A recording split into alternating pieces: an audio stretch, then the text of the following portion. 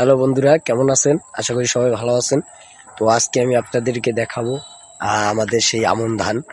আমার পিছনেই আছে জমির ভিতরে, and ধান হয়ে গেছে প্রায়। তো কেমন কি হয়েছে সবকিছু কিন্তু আপনাদেরকে আজকে দেখাবো। চলেন।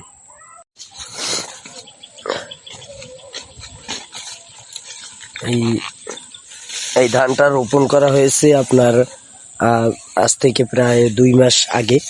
তো দেখতে পাচ্ছেন কিছু ধান কিন্তু শুয়ে পড়েছে, যেটা আসলে আপনার হয়তো গোড়ায় কিছু পোকা মাকড় ধরেছিল এই কারণে। আর এদিকে যে ধানগুলো দেখতে পাচ্ছেন খুব সুন্দর, কিন্তু যে ধানে কিন্তু একটা চলে আসছে। আর এই ধানটা কিন্তু আপনার খুবই একটা সুন্দর ধান হইতেছে। তো সবচেয়ে খারাপ খবর হলো এটাই যে খারাপ হলো এটা যে আপনার এখানে কিছু ধান আসলে উড়ে গেছে। কৃষকের এইগুলাই তাদের লস, আর এটাই খারাপ খবর।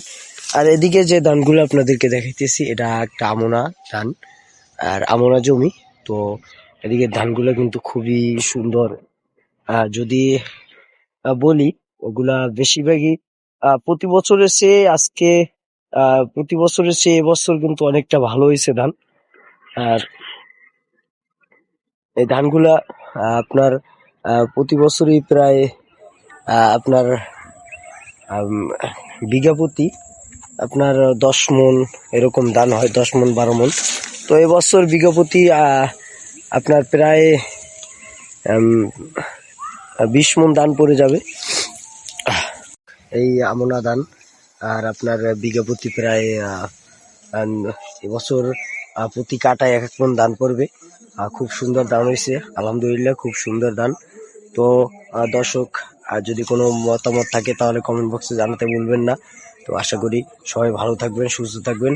দেখা হবে নতুন কোনো ভিডিওতে। সেই পর্যন্ত ভালো থাকবেন।